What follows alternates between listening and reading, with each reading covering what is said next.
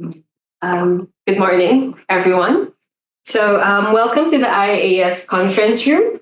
My name is Bianca Angeline Claveria, and I'm a PhD candidate at the Institute for History here at Leiden University. It is my pleasure to welcome you to Youths in Frame, Indigenous Filipino Children and Transnational Display at the 1904 World's Fair, and introduce today's speaker, Enrico Joaquin Lapuz.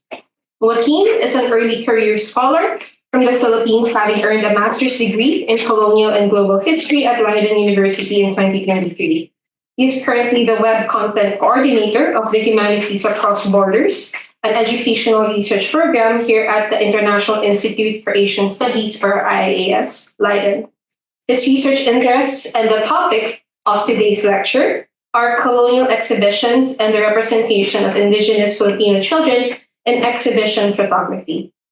So for the first part of today's lecture, we will dedicate it for Joaquin's talk. And then the second part will be an open discussion where you are free to ask questions in here or in person or over the chat for our online audience. Please note that the lecture is currently being recorded, but only Joaquin and the screen will be visible. So Joaquin, the floor is yours. Thank you. Okay. Thank you, everyone. Good morning. Good morning, everyone here, and good evening to everyone who is joining online. Thank you very much for coming to my hybrid lecture today. I'm very grateful to be here with you all and share my ongoing research and to hear what you have to say during our later discussion. So, to start with this lecture, I want to talk a little bit about my journey with and how I arrived to this point in studying these photographs. My journey began as part of my master's at Leiden University, and it originally came about as a consequence of the COVID-19 pandemic, wanting to study Philippine history, but being unable to physically visit the archives in which I was originally trained to go through. Accessible digital material from these Filipino archives was hard to come by, as the infrastructure needed for these institutions to scan the materials was out of reach financially for many of them. So the material that was available online came primarily from Western archives and collections, with American archives having the larger number of material due to the colonial relationship between the Philippines and the United States.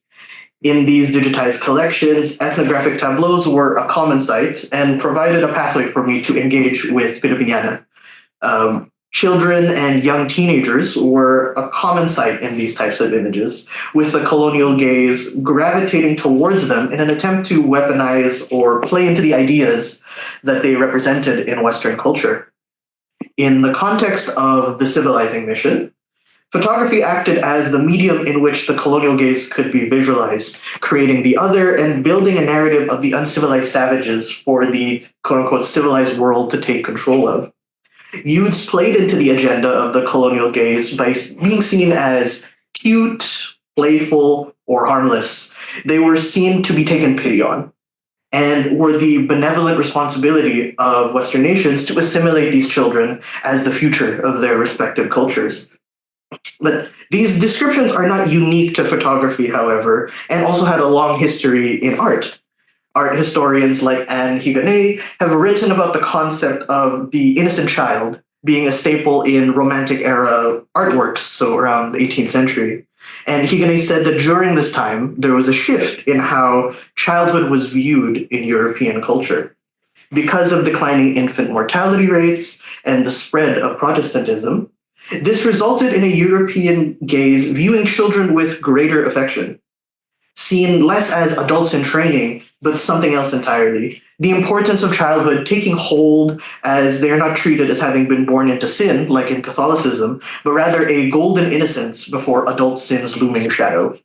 And when photography became more mainstream and we transitioned into the 20th century, many of these values carried over and were a major influence in the representation of children in photography, portraying the individual children, who were the subjects of these images, as vessels for whatever meaning that the colonial powers wished.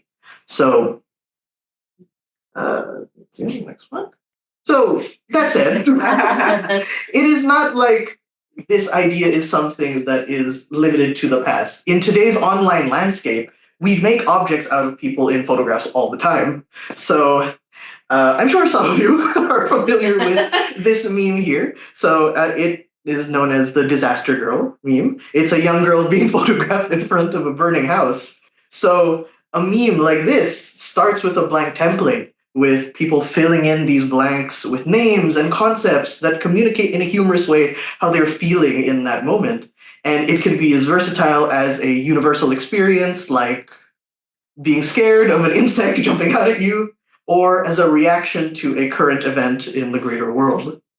So the story of the child in the photograph does not matter necessarily, but rather the empty slate that she represents. The gaze of the artistic creator is projected onto the sitter, in this case, the young girl here. But in doing so, however, you also end up missing an interesting story behind about the person behind the image. In the case of the disaster girl here, her name is Zoe Roth. When she was 5, she and her family were watching TV nearby when they heard sirens driving by them. What appeared to be a real fire here in this image was actually just a test burn. Herself and her older brother were photographed by their father in an intimate kind of family moment. And what was originally this intimate photograph shared by her father took off and gained a life of its own. But in the process, it also turned her into a passive object. And the idea of children being treated as passive objects on display was something that I was questioning in general when beginning my research. But I was primarily looking at things from what I feel was a very insular viewpoint, looking primarily at the American-Filipino relationship and nothing else. And this is where photographs from the 1904 World's Fair in St. Louis, Missouri, in the United States, one of the first major colonial exhibitions to showcase Indigenous Filipinos, proved to be an interesting case study.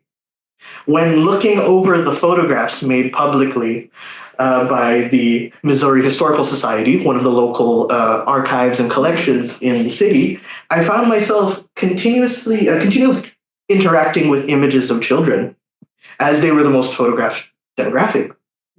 Ethnographic photographs like the one here on the right were a common sight in the archive due to the fair's goal of acting as some sort of anthropological showcase. The colonial gaze is in full effect here, placing the subject, in this case a young boy, in a static environment and posing him in such a way that accentuates primarily his physical features and nothing else, as that was what was seen as valuable to the fair's committee. However, there are other types of photographs, like this one, where we can take the words of cultural historian Mark Seeley and pause, reflect, and read differently. And it is here that I'd like to take you through a few questions that take you deeper into the story that this photograph may tell, and is a shortened version of the framework that I used for this, for my research. So, to start, what do we see in this photograph? Compared to the previous photo, we have this the same young boy looking at and holding the shutter of a camera. So you can see that she's holding it over here in what appears to be some kind of field. Rather than an ethnographic style, like in the previous photo, you'd be forgiven for thinking that it may be some kind of candid shot. And now, second, what do we know about the photo already? So let's look now at the caption that the archive gave to this photograph and see what information that can tell us about this particular image. So the caption is Igorot boy taking picture with camera. So we know in this case that he is from the Igorot ethnic group, who are from the mountainous provinces north of Manila, as our lovely guest would attest to. So we have seen that he is in multiple photographs. So there seems to be some kind of recurring interest in this young boy. And in the caption itself, they've mentioned Singwa, perhaps indicating the young boy's name. So based on all of this available information, how can we use this photograph in conjunction with other written sources like newspapers, fair planning documents, and other primary sources to describe what Ariel Azulay and Marleen Reichgelt refer to as the event the young boy here is photographed in? So the event that we are watching here involves Singwa, a 5-year-old Igorot boy who was notorious at the fair for being the most photographed person in the entire duration of the fair, thanks to his small, endearing stature and friendly personality, according to the fair organizing committee. So organizers affectionately referred to him as the pet of the village in the fair. Children like Singwa were the most photographed demographic, usually interacting with American visitors and Western objects like the camera that is in this photo. When looking at these images from Colonial Gaze, an inevitable byproduct of this is the treatment of these children as objects on display, rather than individuals with their own perspectives, agency, and story. So, looking at Singwa and other children like him, what if we ask how they would portray their experiences? What might be on the other side of the lens of Singwa's camera? We will try to answer this question of Indigenous agency by watching 3 of the 5 Philippine villages. So, and using this framework to create an analysis that centers on the activities, the meetings, and the movements of the children participating in these photographs. So I'm going to go to the next slide, but before I do that, I want you all to ask yourselves, who do you think Singwa is taking a picture of in this moment? I have 3 choices. Keep it to yourself, and we'll talk about it at the end of the presentation. So A, the original photographer, the person who took this photo. B, another Filipino child. Or C, an American fairgoer. So keep that in mind, and we'll talk about it later. Okay. So to provide some context on when and where our photographs were taken, they were taken in the American city of St. Louis, Missouri, to celebrate the 100th anniversary of the Louisiana Purchase. This is why you may also hear the 1904 World's Fair also be referred to as the Louisiana Purchase Exposition. And according to the organizing body of this fair, the Louisiana Purchase Exposition Company, or LPEC, they would celebrate the new century by hosting, in quotes, the world's first assemblage of the world's peoples. This meant that people from Europe, Asia, Latin America, and Africa were in attendance, with each nation having their own exhibition space near the fairground. So I have the map here. What I'm talking about is this section here. It is south in the map, but I feel I should point out, this map is actually upside down. For whatever reason, all the maps for this fair are upside down when you look at an actual map of St. Louis today. But you can see in the image itself, there are a few locations mentioned, such as a Japanese village, a Siberian village, a recreation of Cairo, and there are multiple cultures along this part of the fair, which was close to the entrance. And each of the US states, because it is a celebration of American history, also had their own buildings in a different location up here, northwest in the map, but actually southwest in real life. And due to the huge focus of the Philippines for this exhibition, 1,250 Indigenous Filipinos were contracted by the LPEC to recreate various aspects of their culture, which included not only traditions and practices, but also their homes and gathering spaces, with the intent to recreate the natural living space of these indigenous groups and present them as they would have appeared in the Philippines. So now that you have an idea of where the other cultures are here, this is where the Philippine exhibit was located. You can see how far it actually is from all the other villages, and that was by design. So it was also physically separated. It's a bit hard to see here, but there's actually a water body as well. There was a small lake that was that was there at the time, and within this giant exhibition that was supposed to represent the Philippines were the 5 indigenous groups that were represented. So these were the Igorots, which Singwa was from, the Muslim Moros, the Christian Visayans, and the Bagobos, and the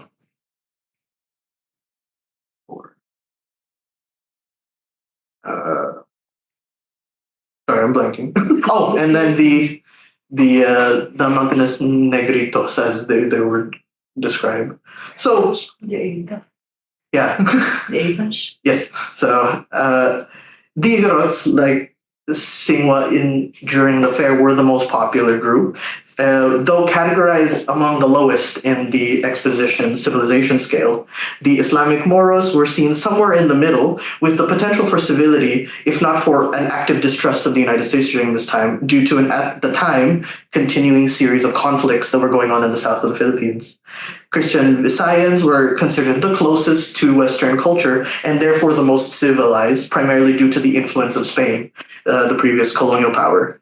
So photographers were encouraged to walk around these different spaces and take pictures, with anthropologists from Chicago's Field Museum being in charge of issuing photographic licenses. So there was a concern among the anthropologists about what kinds of photos people would take at the fair, because around this time there was also a greater accessibility of cameras. So new Kodak cameras were being released that allowed people to walk around and take photos themselves rather than going to a particular photo studio. So in order to address this and to keep the fair's intended purpose of showing these different cultures only in the context of how the United States is benefiting them, only those with licenses were permitted to actually take pictures in the fairground. So the reason why I say this is because it means that every photograph that reached the public, and likely the photographs that are still accessible today in these digital archives, was subject to some sort of censoring process, where the photographers were likely aware and affected on some level by the evolutionary discourse surrounding the indigenous peoples they were photographing. And in general, the Filipinos were not allowed to roam around their designated villages, largely confined to their own borders, with the occasional physical showcase. And when looking at photographs of the indigenous peoples from this time, many of the ones that are available today showed them alone or interacting among their own culture or interacting with a Western kind of influence, and the international presence mainly being the United States. And this is something unique to the Philippines at this time. As you can see too, there were other indigenous kind of groups present, like the Ainu from Japan, the Tehuelche, or they were referred to as Patagonians from the time, from Argentina, and the native Inuit and Eskimo people were able to visit and interact amongst themselves. So Anne Maxwell describes this intention best when she said that photography was one way of keeping society in order. By deciding whose pictures were taken, how they were framed, printed, distributed, photographers at the fair not only defined who their subjects were, they also provided a social field of vision, a form of discourse that incorporated them into the evolutionary hierarchy. So as a result, there are few available photographs of adults, indigenous Filipino adults, interacting with other cultures at the fair. However, it is within this context that we find our first unique perspective of the children, located here on the opposite end of the map in the form of the model playground.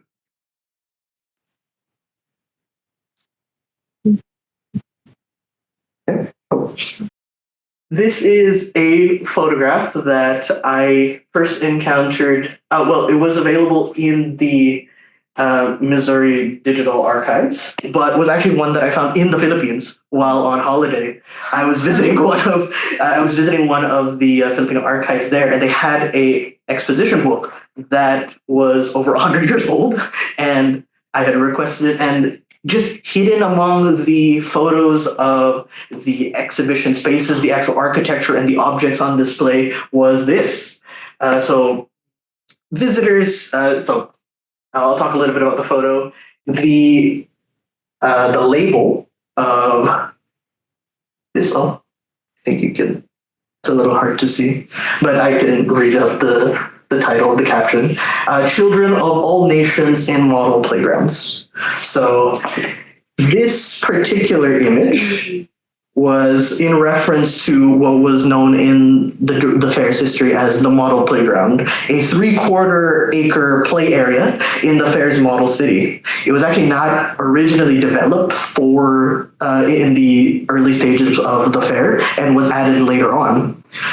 It was created to showcase modern playground and gymnastic equipment, things that you see often quite quite often nowadays, the seesaw, the swing, and the rocking horse. These were modern kind of odd inventions of the time that they felt they wanted to showcase. And so it was primarily designed for American fairgoer families. So children could stay here, relax, play while their parents explored the rest of the fairgrounds. However, throughout the exposition, many indigenous children visited this playground multiple times, enjoying the facilities and parading around in traditional clothing for fairgoers to see. So, yes. Let me so when looking at some newspaper articles of the fair at the time, this was something that the exhibition committee did share out there in their publication material. So Children of All Nations was the tagline to incorporate not just the Filipino children, who you can see 3 in this image. So there are 2 Igorot boys here, and then there is one Visayan girl here. But I think this may actually be a mislabel, and she may be, if not Igorot as well, I think also Ainu. Oh, sorry, no, sorry. Aita, right? Aita. Yeah, Aita, thank you. So, yeah, you can see here among the indigenous Filipino children are other nationalities and different cultures. It's a bit cut off here, but these are actually Eskimo children, and then you have a few Arabic men and women over here, as well as this young girl here who is Native American. So the Children of All Nations and model playground was such a big event, I guess, for the young children, and was so unique in the history of the fair that they even described it as a junior Tower of Babel during the days that they were visiting. So some of these children in the earlier photograph also reappear in a different one. This is also from the same collection. So it also has this similar museum kind of label for this image. So in the center, you see here the 2 boys and the young girl in the center, while the Eskimo boy and the Eskimo girl are looking off to the side and smiling as they're listening to the young boys play music. So periodicals of the time recount that the Igorot children especially were taught to play and sing songs to impress the visitors. So they were performing pieces like America, My Old Kentucky, and Meet Me in St. Louis. So I had actually wanted to show a bit of the music that was played at this time, because there is a very famous movie with Judy Garland called Meet Me in St. Louis, where she sings this song. But unfortunately, wasn't able to get it to work. So maybe after the lecture I can show, in case any of you are very interested.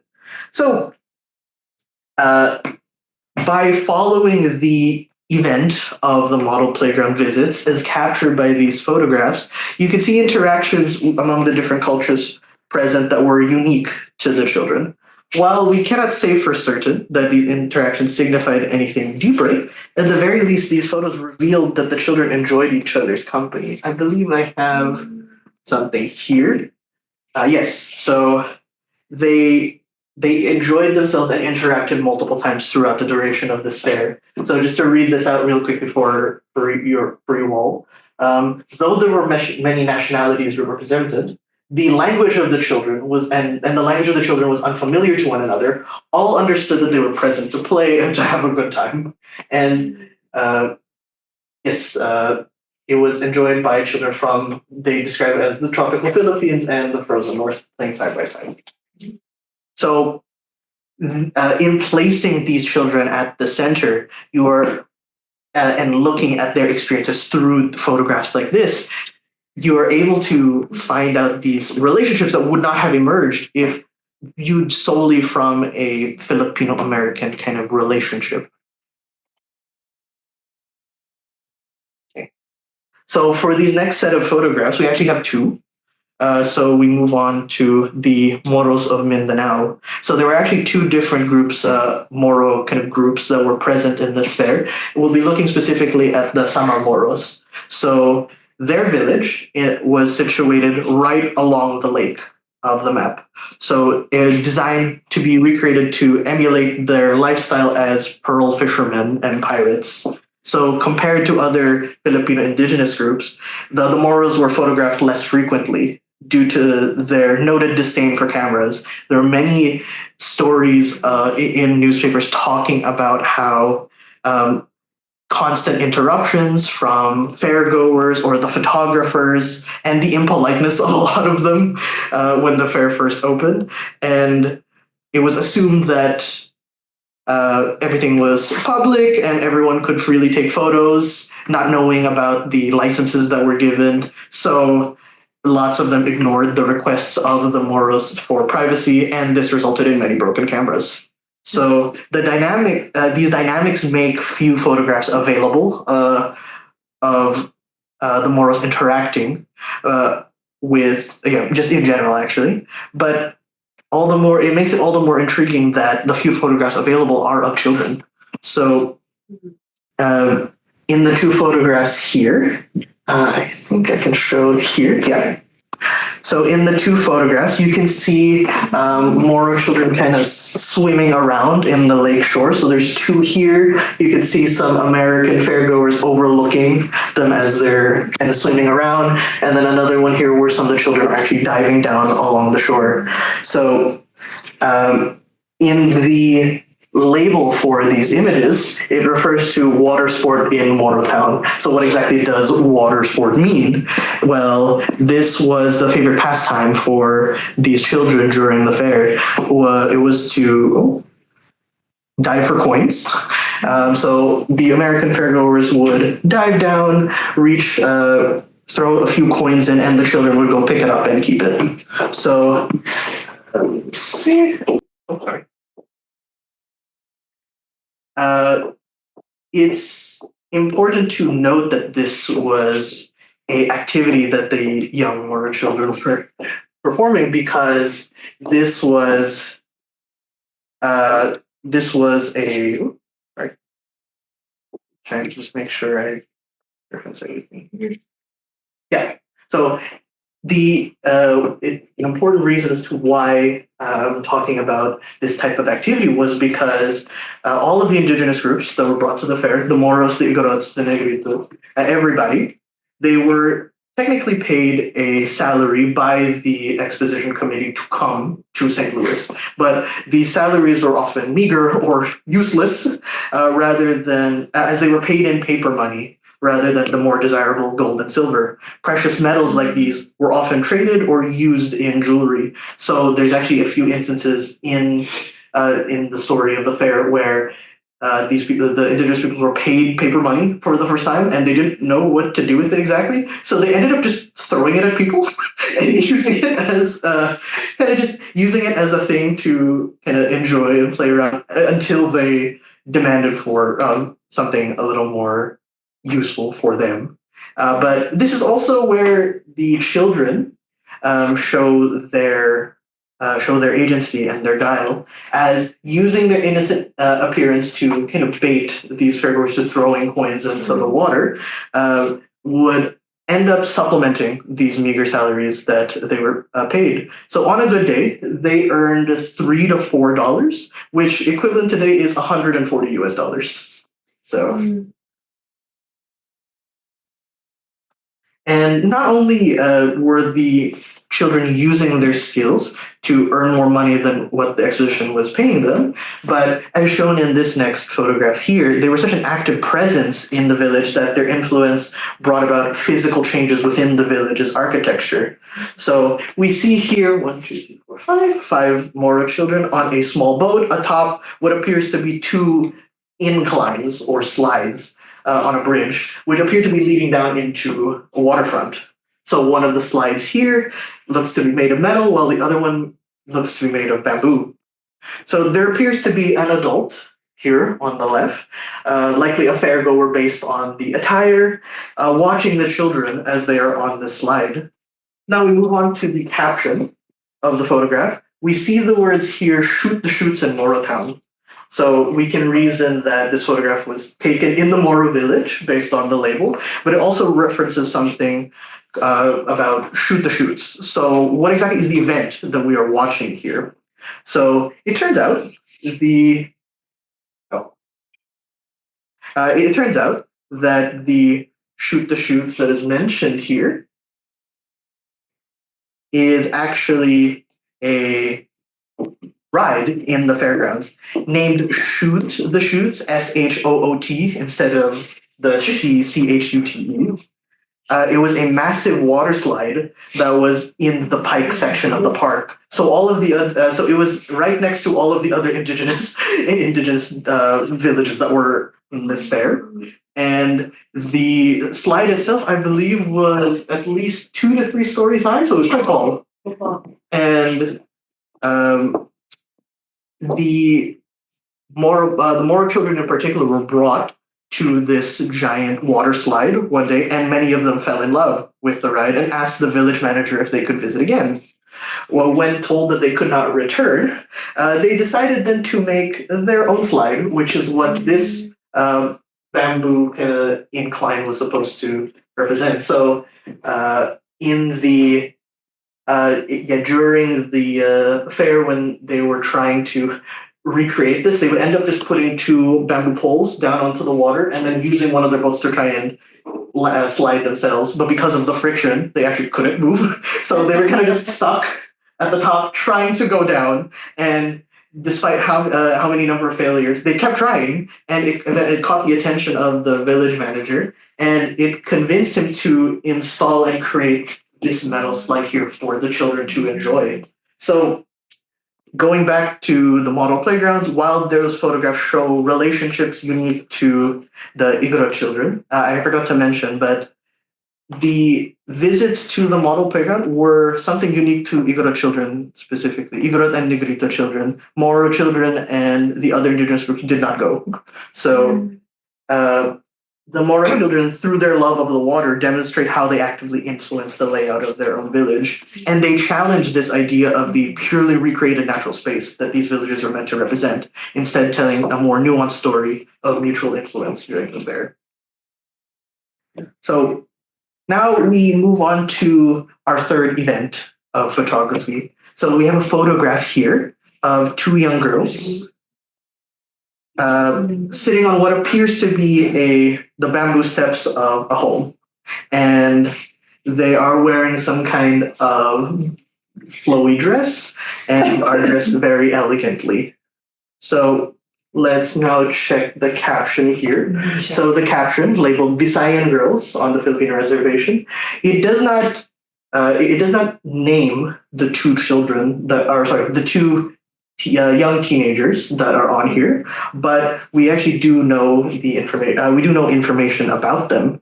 So these girls are actually sisters.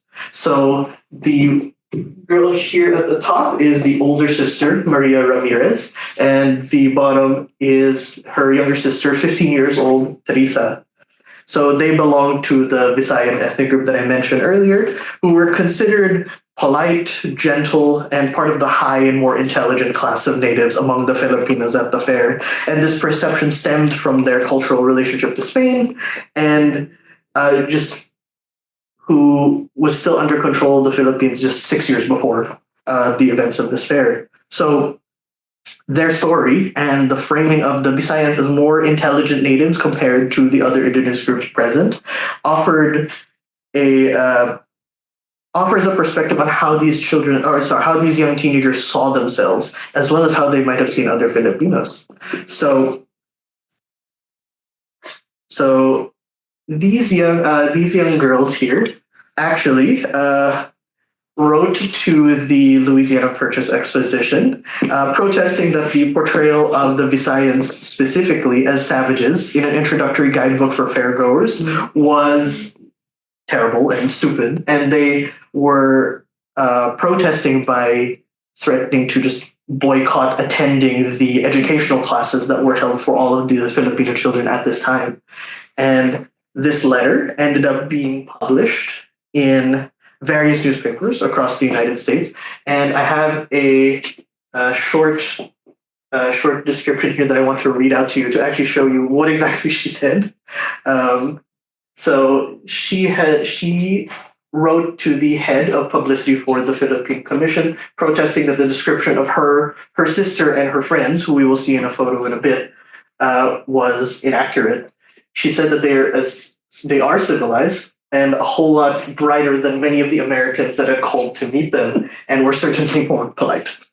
So she would criticize the manners of these fairgoers, and they express a sense of pride in the clothing that they wore, viewing these dresses, which is known as the barotsae, as a distinct marker of the Christian Filipino culture that differentiated them from the rest of the Filipinos. Because clothing was such a contentious topic in this fair due to what it represented as a level of uncivility.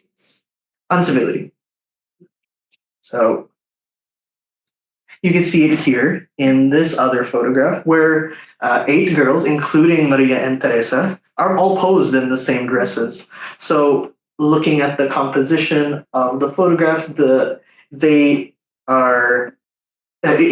looks more similar to the styles of European portraiture and conveying a level of class and elegance that the Visayan girls, at the very least, saw themselves as in comparison to the rest of the people at the fair. So not looking into the complicated inter-Filipino relations that kind of shares, like with the Igorots and the Moros, the sisters provide a unique perspective on the active role in how children and young teenagers were influencing the view of the Filipinos to the American public. So, yes, I just wanted to show here the label for this particular photograph. Okay, so to conclude, I wanted to return to an image of Singwa and his camera, and considering what he might have seen through his lens. So let's take a look at this photograph here. I'm just going to ask, maybe you could just say it out loud. Who did you think Singwa was taking a photo of? The photographer, another Filipino boy, or an American fairgoer? American. See, okay. Photographer. So, looking at this photograph, at least in a quick glance, you would think that the answer is another Filipino child, when actually it's none of the above. So the reason why I say that it's none of the above is because this photo is actually posed, and he's not actually taking a photo of anybody. You can see here he's not holding the shutter release, and he's also too short to actually look into the camera and aim the camera at this other boy. And you can even see here the other boy looking directly at the lens of the American photographer, taking this rather than Singwa himself. So the image this particular image, imposing and directing Singwa and this other young boy by the photographer to please the colonial gaze, it's not a true answer to the question of what was behind Singwa's lens. So to watch photography, the framework in which we have looked at these images for the last few minutes, is, as Reichgelt puts it, watching living, visibly moving people who are not frozen in time or by the camera. By shifting the perspective to center on children and young teenagers, the youth, watching how they influence their surroundings and acting as themselves, their story is reintroduced into history, challenging this notion of them as passive objects, and instead confronting the viewer with what, as Reichgelt puts it, confronting the story with the living existence of their research subject. So, as people, whether they be researchers, educators, artists, or those connected by shared heritage, it is our responsibility to question and be open to stories like these when coming through and looking at these archival photographs. We still do not know what actually would have been behind Singwa's lens, but at the very case, in spending time and looking at these photographs, there is a validity to re-examining a lot of these photographs and sharing or questioning the dominant narrative that is presented to them and seeing what kinds of new stories come through. So thank you very much. I think I will end it there.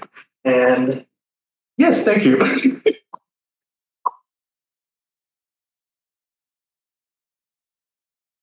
Thank you very much. So just to bring in the meme image one more time. If anything from this lecture, this is what I'm trying to get at. So my deepest thanks to all of you, to IIAS for the space to share my work, as well as the Missouri Historical Society and the newspapers.com archive for access to the primary sources for this research. So thank you. And to our attendees online, please anticipate more events, hopefully hosted by HCB and or IIAS. And let's keep the conversation going. Right, let's keep talking about it. So again, to wrap it up and in consideration of time, thank you so much for joining us today for this hybrid lecture. For upcoming events that look at Asia in the world, check out the IIAS website and our social media channels. And we look forward to seeing all of you again. So thank you so much and congratulations, Mr. Lapuz.